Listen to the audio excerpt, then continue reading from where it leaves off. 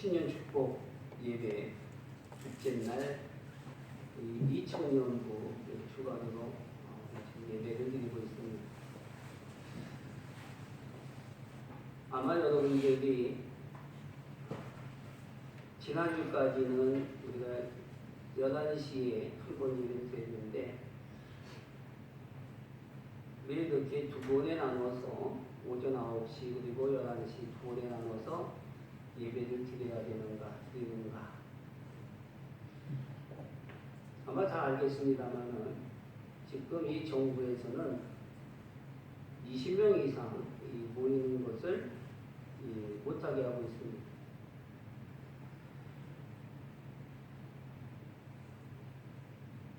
우리가 살아 숨쉬는 그 모습 속에 아주 중요한 것은 하나님의 은혜를 우리가 벗어나서는 안 된다라고 하는 것이에요.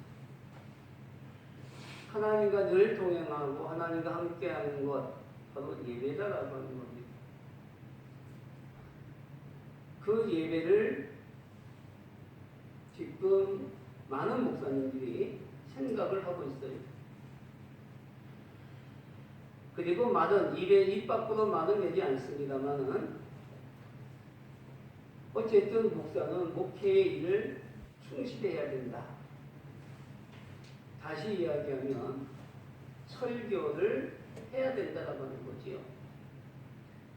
설교를 못하게 한다라고 하는 것은 있을 수가 없습니다. 일제시대 때도 많은 순교자들이 나오면서까지 설교의 맥을 이어왔고 6.25 때에도 또 설교의 맥을 이어왔던 그런 우리 한국의 교회입니다.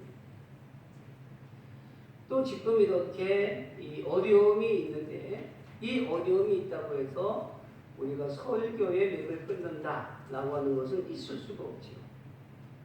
정말 죽기로 각오하고 우리가 설교의 맥을 이어간다라고 하는 거예요.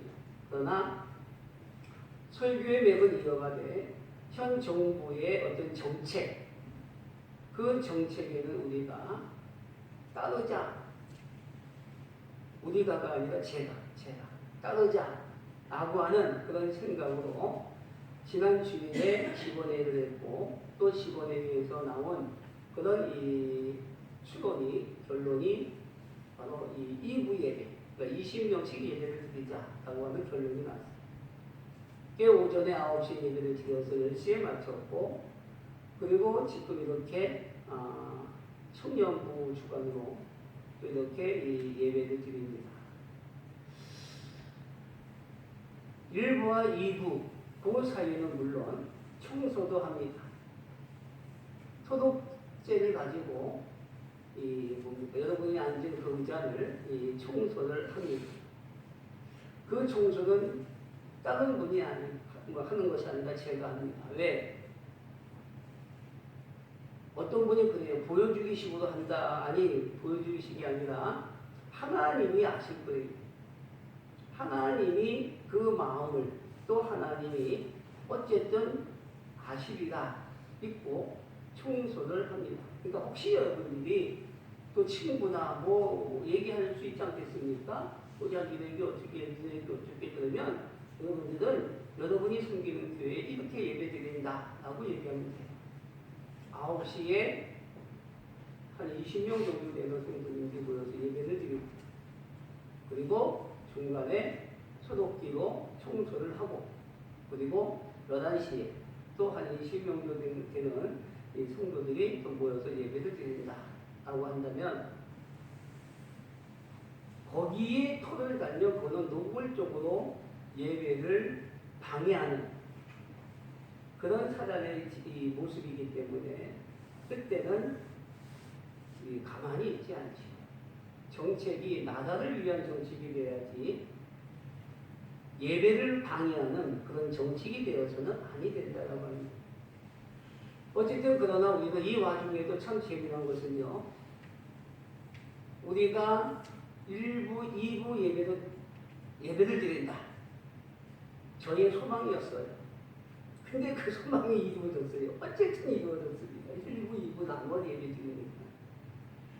그리고 우리가 또 한 번, 신년 이 축복 예배도 우리가 전에 한 번 드렸지 않습니까? 근데 우리가 이번에는 5주 연속 예배를 드린다. 얼마나 축복입니까? 얼마나 좋습니까? 그래서 제가 한번 기도하면서 이렇게 생각을 해보니까 참 감사하다라는 생각이 들더라고요. 어쨌든 여러분들 그렇게 하시고 뭐 조금 번거로움이 없지 않아 있을 겁니다만은 그러나 이것이 뭐 일시적인지 아니면 계속 지속될지는 모르지만 저 개인적인 생각으로는 계속 지속됐으면 좋겠다. 우리 교회의 1부, 2부 예배가 그래서 계속 지속됐으면 좋겠다 하는 생각을 저는 개인적으로 합니다. 또 어쨌든 아까도 잠시 뒤에서 앉으면서 기도하는 중에 참 감사하다라는 그런 생각을 했어요. 그리고 우리 찬양할 때는 마스크를 벗어야 됩니다. 그리고 목에다가 어떤 분은 이렇게 걸치는데 이것도 하지 마시고 다 내려놓으세요. 그리고 깔끔하게 정결하게 찬양을 하십시오. 왜? 지난번에 제가 말씀했지만 우리는 상징, 찬양대에 상징이 있습니다. 여러분은 찬양하는 동안 사람이 아니에요. 천사입니다. 천사. 여기서 지금 말씀 전하는 저도 상징적이죠. 하나님의 음성을 전한다. 하나님의 말씀을 전한다. 상징적입니다. 그래서 우리 찬양대는 어쨌든 작은 뭐 마스크를 뭐나 계속 쓰고 싶습니다. 쓰고 싶으면 딱 하나 있어요. 찬양대 서지 않으면 돼. 그렇잖아요. 찬양대는 마스크를 벗는다. 마스크가 중요하면 찬양대를 안 쓰면 되는 거예요. 그냥 뭡니까? 옆에 이렇게 앉아 있으면 되는 거죠. 어쨌든 지금 이렇게 우리나라가 세계적으로 이렇게 바라보는 그 모든 모습 속에서 여러 가지 모습 속에서 힘겹게 지금 이렇게 하루하루를 지내고 있다라는 것을 우리 여러분들 꼭 기억하시고 기도를 많이 해줄 수 있기를 바랍니다. 1992년에 미국하고 중동하고 전쟁이 일어났습니다. 걸프 전쟁이라고 하지요. 그 걸프 전쟁은 미국이 대승을 했습니다. 미국이 대승을 했는데 왜 미국이 대승을 했을까? 또 많은 군사 전문가들이 분석을 하지 않았겠습니까? 여러 가지 그 분석한 결과 왜 미국이 저 중동한테 이렇게 싸워서 이겼을까를 조명해 보니까 어떤 사람들은 무기가 최신형이고 무기가 아주 좋았다 라고 하는 그런 사람도 있었고 또 어떤 분석가는요 이 미국의 군사들이 중동에 가서 싸운 그 군사들이 정예군이 아니라 예비군이었다. 그 예비군이었음에도 불구하고 어떻게 이 걸프전에서 승리를 할 수 있었느냐? 그것은 바로 미국의 그 군인들의 군인 정신 때문이다라고 또 분석을 내는 사람이 있어요. 미국의 군인 정신이 그러면 무엇이길래 그렇게 걸프 전쟁에서 대승을 할 수가 있었느냐? 여러분 우리나라에 이 미군 부대들이 있죠. 그 미군 부대 안에 한국 군인들도 있어요. 그렇죠? 한국 군인들. 그게 이 카투샤라고 하지 않습니까? 물론 이 추미애 장관 아들도 이제 거기서 분석을 해가지고 잠시 이 카투샤가 또 이 언론에 많이 노출되기도 했는데 그 카투샤의 부대에 가면은요, 이 한국 군인들은 한국 군인 그 한국 군인 장교에게만 경례를 한답니다. 근데 미국의 군인들은 이 미국 군인뿐만이 아니라 한국의 군인들에게도 물론 장교지요, 경례를 한다는 거예요. 다시 이야기하면 미국의 군인, 그 군인 정신은 무엇이냐면 이 상급자에 대한 그런 그런 이 존칭이 상당하다라고 합니다. 그래서 이 걸프 전쟁에서 이렇게 이길 수 있었던 이유도 물론 무기가 좋아서 뭐 화력이 좋아서 이길 수도 있었지만 그 예비군이라고 하는 그런 이 어찌 보면 정예군보다는 좀 못하지 않겠습니까? 그런 군인들이 가서 싸워서 이길 수 있었던 것은 바로 이 군인 정신이 출처했기 때문이다 라고 하는 그런 또 이 연구 결과가 나왔다라고 하는 거예요. 여러분 오늘 이 본문의 말씀이 바로 이 정신과 유사합니다. 오늘 이 본문의 말씀은 이 이스라엘 백성들 안에서 나타나는 일이 이 이스라엘 백성들 안에 이스라엘 안에서 나타나는데 이제 모세는 하나님이 불러 가셨어요. 그리고 모세 이후에 이스라엘의 지도자가 여호수아 아니겠습니까? 하나님이 여호수아를 지도자로 세웠습니다. 그리고 나서 하나님이 여호수아를 통해서 바로 이와 같이 이 가나안 땅까지 들어갈 수 있도록 하신 것은 우리가 이미 다 알고 있는 내용입니다.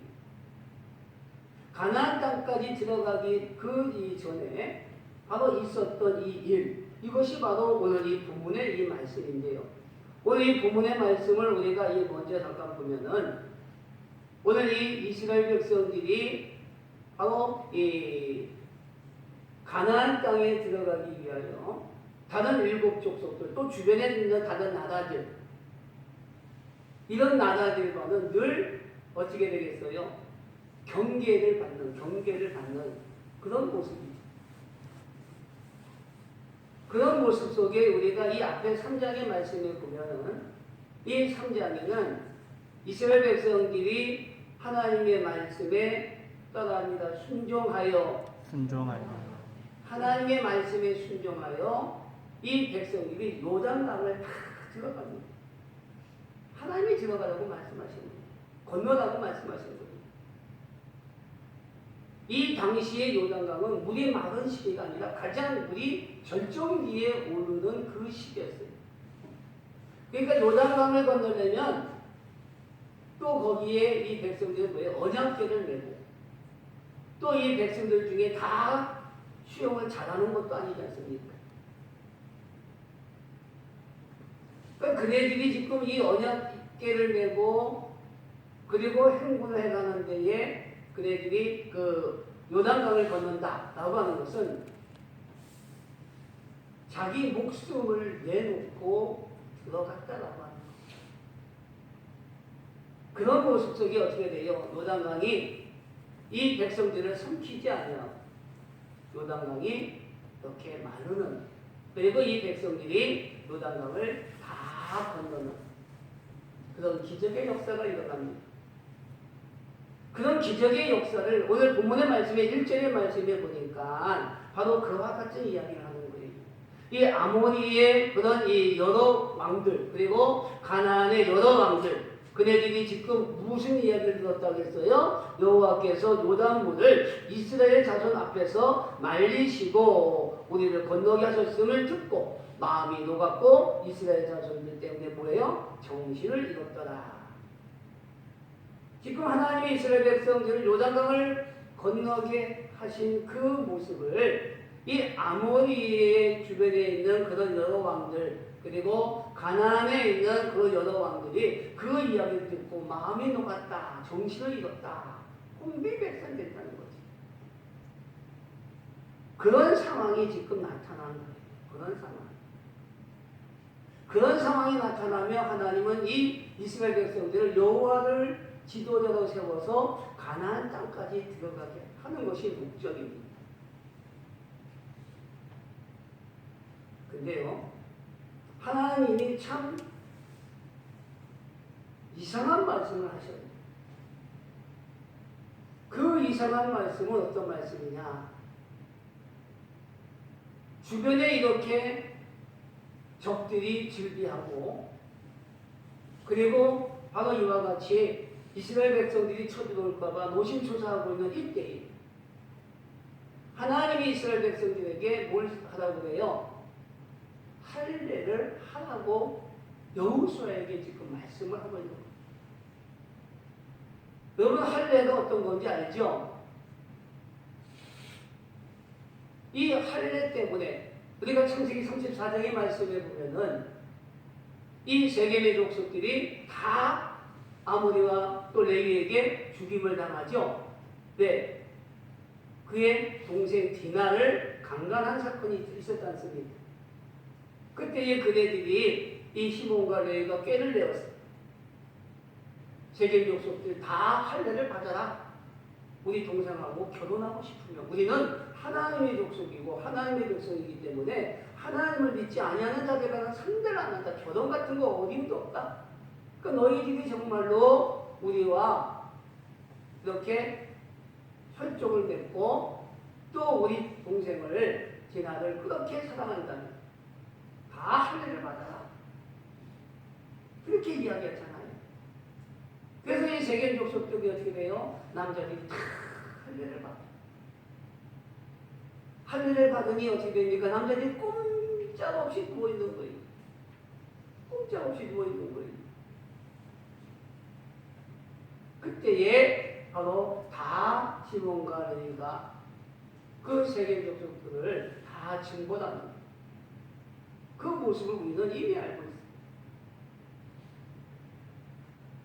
이와 같이 이 남자들이 할례를 받으면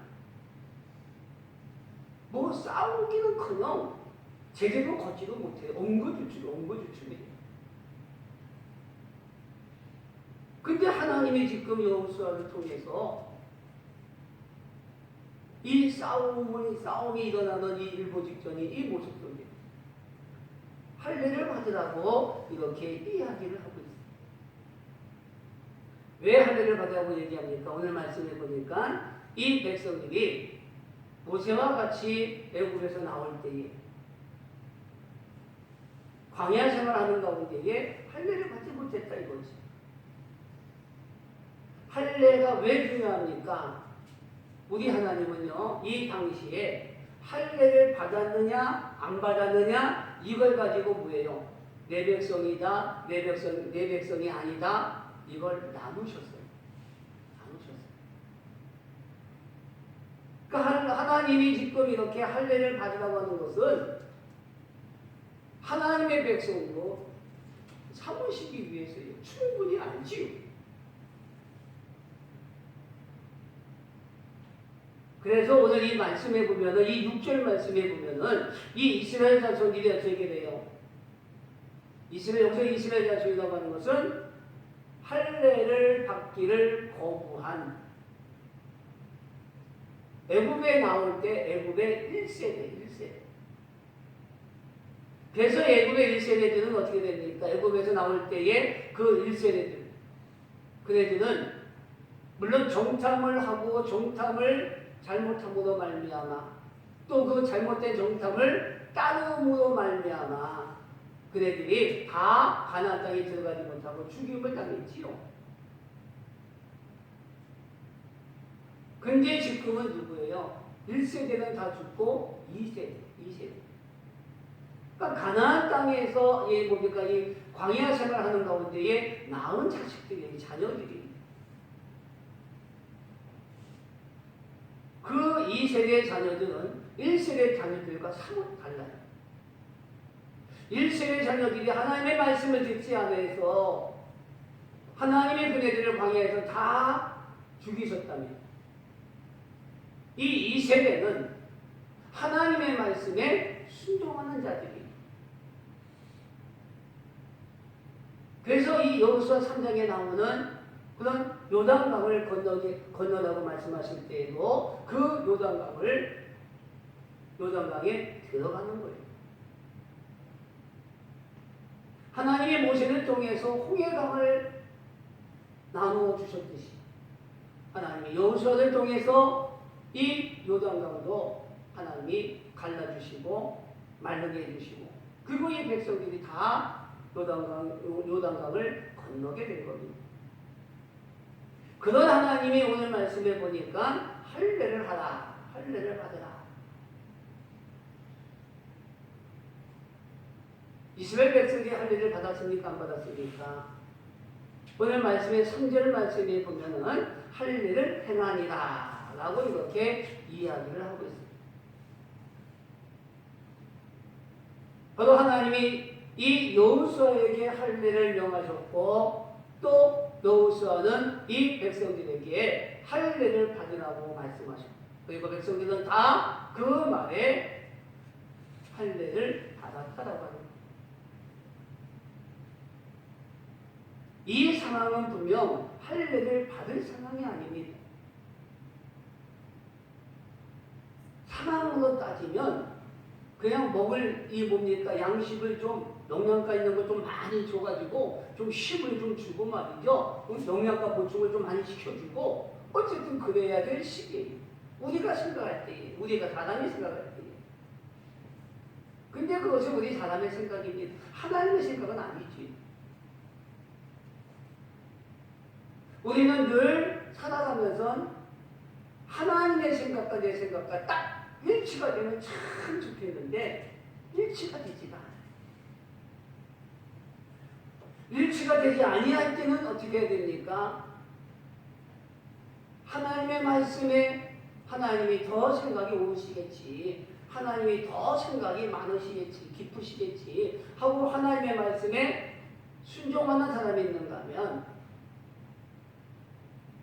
그냥 자기 생각대로 자기 판단대로 이렇게 행하는 그런 사람들이 있어요.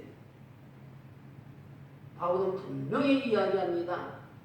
로마서 11장 33절 말씀에 보니까 깊도다 하나님의 지혜와 지식에 부유하며 그의 판단은 헤아리지 못할 것이며 그의 길은 찾지 못할 것이로다 라고 이렇게 이야기를 하고 있습니다.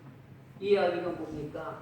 하나님의 생각, 하나님의 생각이 깊다라고 하는 거예요. 내 생각은 짧다라고 하는 거지요. 그래서 하나님의 생각이 옳다라고 하는 거예요. 하나님의 생각을 따라야 된다라고 하는 겁니다. 그것을 가지고 성경에서는 순종이라고 이야기하고 군사적인 용어로는 복종이라고 이야기합니다. 오늘 제목이 뭡니까? 따라합니다. 순종하는 자에게 임하는 축복. 우리가 5주 연속 신년 축복 예배를 우리가 드리는데 이 시간에 우리 청년들이 분명히 알아야 될 것입니다. 우리가 하나님의 말씀에 순종해야 된다고 하는 것. 사람들은 환경을 봅니다. 사람들은 세상을 바라봅니다. 하나님이 환경을 보지 못해서 하나님이 사람들의 생각을 몰라서 하나님의 말씀을 하시는 게 아니에요. 하나님이 눈이 없어서 환경을 이 환경을 보지 못하는 게 아니다라고 하는 거예요. 귀가 없어서 사람들의 생각을 사람들의 말을 듣지 못하는 게 아니다라고 하는 거예요. 그러나 분명한 것은 세상의 주인은 하나님이시잖아요. 그러면 이 세상을 운영하시는 통치하시는 분이 하나님이기 때문에 하나님이 이끄시는 것이 정답이다라고 하는 거예요. 사람은 사람의 생각밖에 할 수가 없어요. 하나님은 우리의 창조자이시고 우리는 그분의 피조물입니다.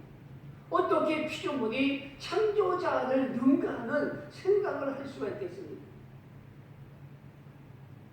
우리 본문의 말씀을 통해서 우리는 분명히 알아야 될 거예요. 지금 이렇게 이스라엘 백성들이 가나안에 가서 들어가기 전에 가나안에 들어가기 전에 가나안에 있는 주변의 국가 또 가나안 안에 살고 있는 족속들 이 모든 자들과 싸워야 되는데 이 싸워야 될 이 시기에 하나님이 할례를 해라. 아마 사람의 생각이라면 저도 반대했을 거예요. 사람의 생각이에요. 근데 이건 사람의 생각이 사람의 말이 아니라 하나님의 말이에요. 하나님의 그래서 우리는 하나님의 말씀에 순종해야 된다. 순종해야 된다. 하나님의 말씀에 순종하지 않으면 우리가 이길 수가 없어요. 세상에서 이길 수가 없고 복을 누릴 수가 없어요. 왜? 세상을 주관하시는 분은 하나님이시고 복을 주시는 분도 또한 하나님이시기 때문에. 결론부터 이야기하면 바로 이 할례 받을 상황이 전혀 아님에도 불구하고 하나님은 그들에게 할례를 받으라고 말씀하셨고, 그리고 여호수아는 이스라엘 백성들에게 할례를 행했다고 했어요. 그러면 하나님이 이스라엘 백성들에게 복을 주시겠죠? 그렇죠? 복을 주시겠죠? 복을 주시죠. 여러분, 우리가 성경은 금은보화에 이 모든 보석이 담겨있는 항아리 같은 거예요. 성경은 금은보화가 가득가득 담겨져 있는 항아리. 여러분들 집에 금은보화가 가득가득 담겨져 있는 항아리가 있어요. 아니면 여러분들 집에 금송아지가 있습니다. 그러면 기분이 좋겠죠? 얼마나 좋겠어? 저도 좋아요. 그러면 밥을 몇날 며칠 먹지 않아도 배가 부를 거예요. 왜? 금은보화가 가득 담겨져 있는 항아리가 우리 집에 있으니까. 금으로 만든 금송아지가, 큰 금송아지가 우리 집에 있으니까. 근데 여러분, 냉철하게 생각해보면 우리 집에 금은보화가 가득 담겨져 있는 항아리가 우리 집에 있으나 큰 황소 같은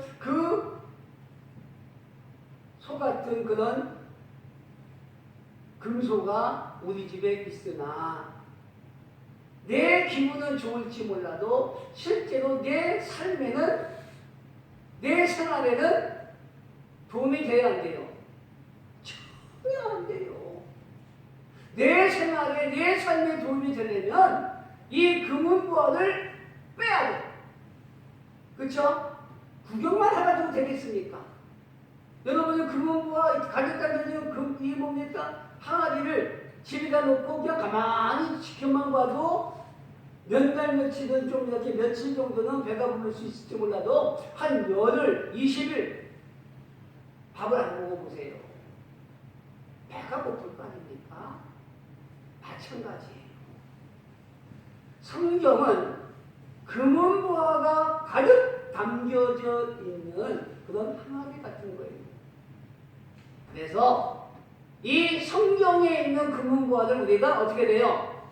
빼서 사용을 해야 돼요.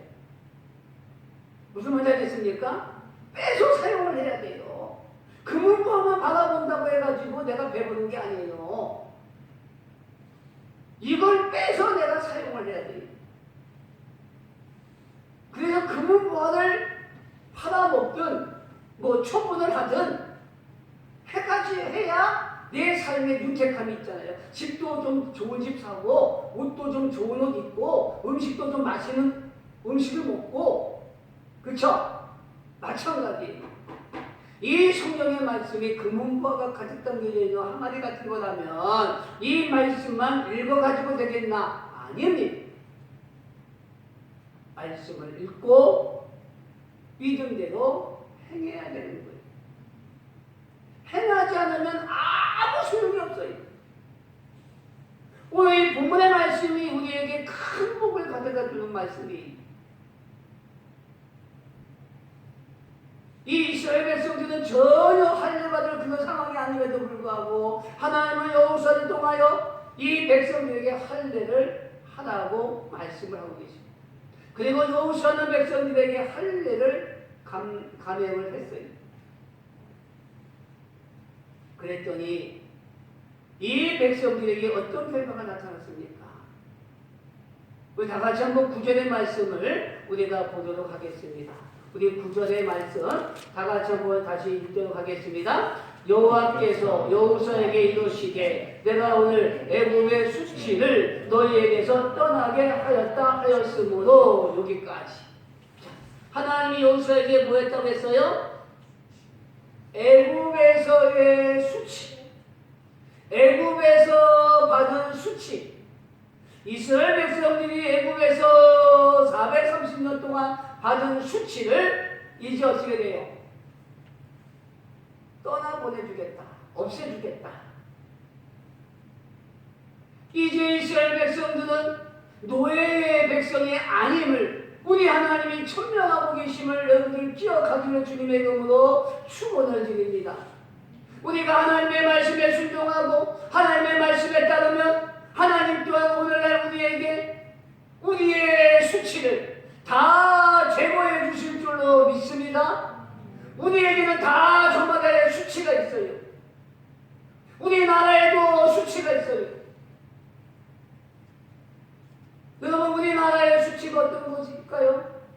뭐 여러 가지가 있겠습니다만 뭐니 해도 제일 먼저 생각하는 것은 일본에게 40년 동안 바로 나라가 빼앗겼다라고 하는 거예요. 일본의 속국이었다라고 하는 거예요. 이것이 우리나라의 가장 큰 그런 수치 아니겠습니까?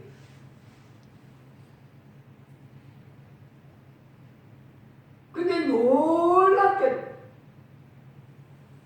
전 세계는 이 한국이 일본의 속국이었다라고 하는 걸로 한국을 조롱하거나 비아냥하거나 그러지 아니하신다라고 하는 거예요. 저는 그 이유를 이렇게 이야기하고 싶어요. 역대 대통령들이 이 나라를 정치를 잘해서? 아니, 하나님이 이 나라를 불쌍히 여겨주시고 붙들어 주셨기 때문에 이 나라가 일본의 40년 동안의 속국이었음에도 불구하고 이것으로 말미암아 수치를 당하게 하지 아니하시고 하나님이 이 나라를 굳건하게 붙들고 이끌고 나가신다라고 하는 사실. 오늘날 저와 여러분들이 하나님의 말씀에 순종하고 하나님의 말씀에 따르기만 한다면 우리에게 있는 저마다의 그 모든 수치를 하나님이 또한 다 떠나가게 하여 주실 줄로 믿습니다. 우리 사람들이 또 어떤 의학계가 아무리 코로나19라고 하는 이 질병을, 이 감염병을 제거하려고 한들 어느 정도 약간의 그런 효과는 있을지 몰라도 절대로 큰 효과는 나타낼 수가 없어요. 왜? 어떤 분은 그래요. 이 코로나19 이것은 의학이라고. 천만의 말씀. 의학이면 우리나라 이 전 세계에 가장 우수이 좋은 데가 어디입니까? 미국이 아니겠습니까? 저 유럽이 아니겠습니까? 지금 미국을 보십시오. 저 유럽을 보십시오. 어느 나라 우술로 이 질병을, 감염증을 다 제거했다고 이야기하는 나라가 있습니까? 택도 없지. 하나님이 해주셔야 돼요. 하나님이 제거해 주셔야 된다고 하는 거예요. 하나님이 제거해 주시기 위하여 그러면 우리가 어쩌고 있어요? 하나님의 말씀에 순종해. 야야야, 지금 때가 어느 때인데 뭐 그런 아닙니다. 아닙니다. 때가 어느 때입니까?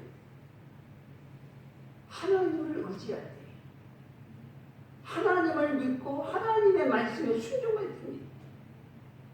교회를 예배를 드리지 못하도록 이렇게 은근히 핍박하는 그런 때가 아니라는 얘기예요. 그런 때에 우리는 그 말에 무조건 동의하느냐? 천만의 말씀. 시키는 것은 하되 예배는 방해하면 안 되지. 왜? 예배방에 하면 폭망, 폭삭 망한다는 거예요. 오늘 저 여러분들, 오늘 우리는 이 하나님이 여호수아에게 정말 이상한 말씀, 적들이 즐비한 그 가운데에 하나님은 여호수아를 통하여 이 백성들에게 할례를 하라고 말씀하셨습니다.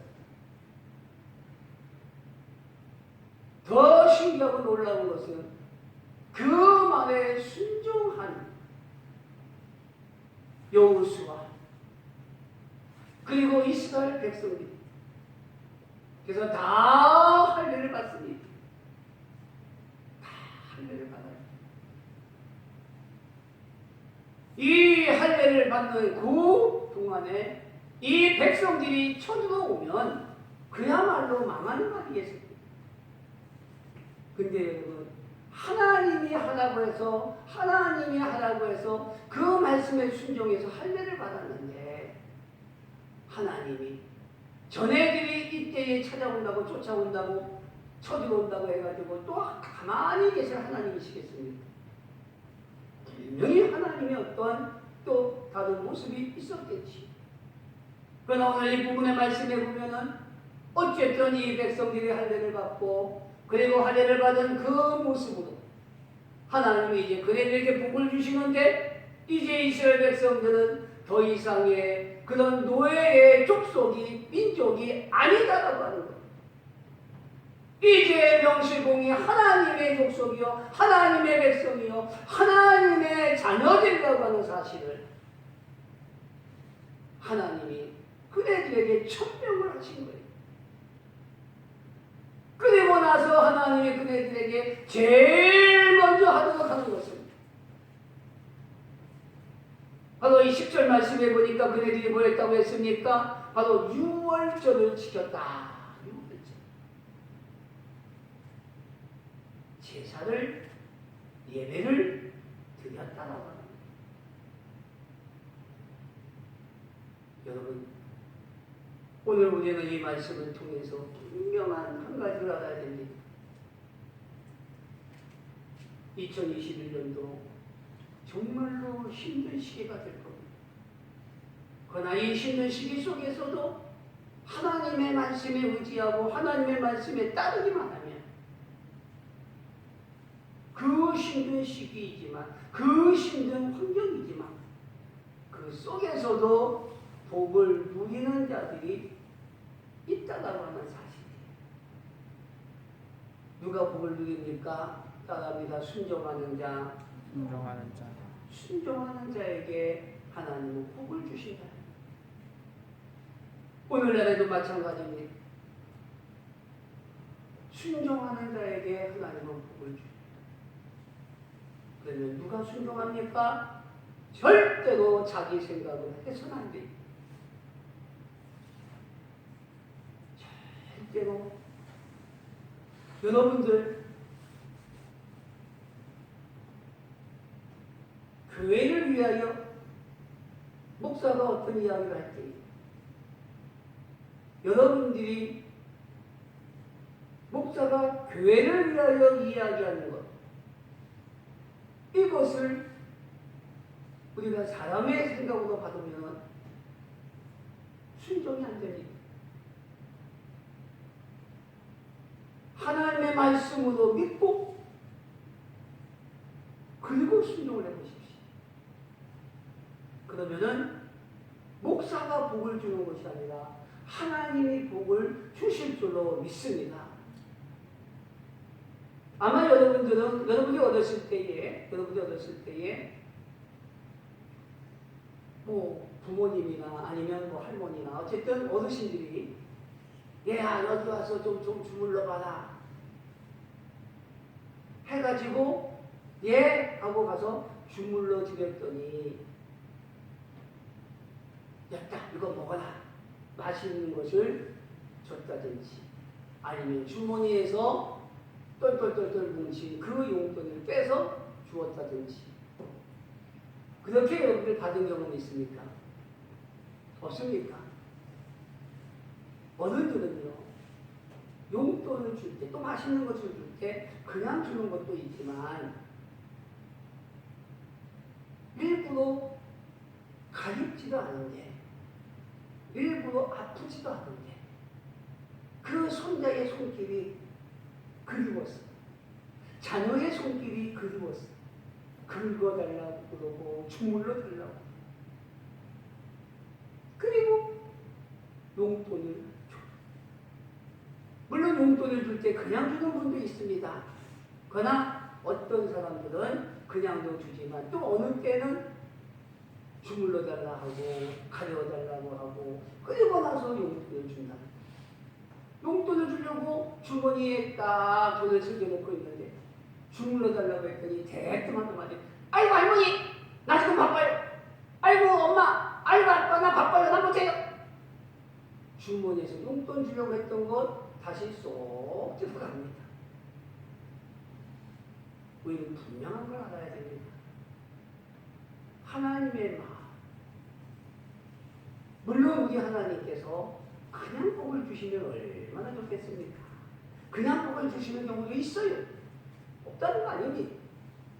제가 아까 이야기했죠. 성경은 뭐라고 했어요? 금은보화가 가득 담긴 항아리 같다 라고 저는 이야기했습니다. 이 금은보화가 가득 담긴 이 항아리, 내가 백날 천날 쳐다만 본다고 나에게 무슨 유익이 있습니까? 뭐가 있습니까? 나에게 무슨 도움이 있습니까? 며칠은 밥 안 먹어도 배가 부를 거예요. 그러나 하루 이틀 지나서 열흘 정도 밥을 안 먹어보세요. 아무리 금은보화가 있으면 뭐예요? 배고파 죽겠는 거예요. 배고픈 걸 어떻게 해요? 달래기 위해서는 금은보화를 빼서 써야 돼요. 맛있는 걸 사 먹어야 됩니다. 내가 하고 싶은 거 해야 됩니다. 왜 안 합니까? 잘못된 거지요. 우리가 성경의 말씀이 그렇게 금은보화가 가득 담긴 하나님인데도 이것을 우리가 읽기만 하고 말씀대로 의지하여 행하지 아니한다면 아무런 소용이 없다는 거예요. 하나님은 지금도 우리에게 믿음이 행하라고 말씀하고 계셔요. 하나님은 우리에게 왜 믿음이 있으니 행하라고 말씀하시겠어요? 우리를 일꾼으로 보시기 때문에 천만의 말씀. 뭐하기 때문이에요? 당신의 것을 주시기 위해. 따라합니다. 하나님의 것을 주시기 위해서다. 믿기는 주님의 이름으로 축원을 드립니다. 하나님의 것을 우리는 받아야 됩니다. 우리가 받지 않아야 한다면 누가 받겠어요? 하나님은 자꾸만 주고 싶어 안달이 났어요. 그런데 우리는 안 받으려고 해요. 왜 안 받으려고 해요? 행함이 없으니까 받을 수가 없는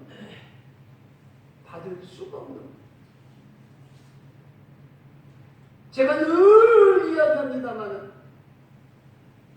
하나님은 정말로 여러분들을 사랑합니다. 그래서 하나님은 여러분들에게 많은 복을 주기를 원하십니다. 우리 하나님은 어떤 하나님이셔요? 만복의 근원 누구예요? 하나님. 그렇죠? 만복의 근원이 되시는 하나님이, 그 하나님이 여러분에게 못 줄 복이 어디 있겠어요? 다 주십니다. 필요한 것들마다 주십니다. 지금 이 이스라엘 백성들에게 필요한 것은 무엇입니까? 자존감을 심어주는 거예요. 자존감을. 이스라엘 백성들이 나라가 있습니까? 나라 없어요. 나라가 없기 때문에. 그들에게 뭐예요? 나라를 주시는 거 아닙니까? 나라를 주시기 위해서 할례를 받으라고 이야기해요. 할례를 받으니 그네들의 그 수치심을 다 떠나는 거예요. 여러분들은 그걸 잘 모를 거예요. 나라가 뭡니까? 집이 없어서 당하는 그 수치. 집이 없어서 당하는 그 수치. 제가 어렸을 때요, 저희 집이 저희 아버님이 뭡니까? 이 집을 잘 졌어요. 뭐 집이라고 하면은 뭐 오늘날 같이 뭡니까? 이 외풍을 맞고 뭐 이건 뭐 그런 뭐 의리의리한 집이 아니라 그 당시에 그러니까 제가 어렸을 때입니다. 한 4, 50년 됐지요. 50년. 그 당시에는 그냥 벽돌만 쌓았어요. 벽돌만 쌓았어요. 다 집들이 그랬어요. 보일러를 넣고 한 게 불과 몇 년이 안 됩니다. 그 우리 집이 물론 바닥에는 보일러예요. 연탄 보일러. 그 당시에 물론 아주 잘 사는 사람들은 기름 보일러도 있었어요. 근데 기름 보일러는 아주 극히 드물고 연탄 보일러. 그래도 연탄 보일러를 못 놔서 그냥 뭡니까? 나무 떼고 그냥 이렇게 그렇게 지내는 집들이 많아요. 근데요,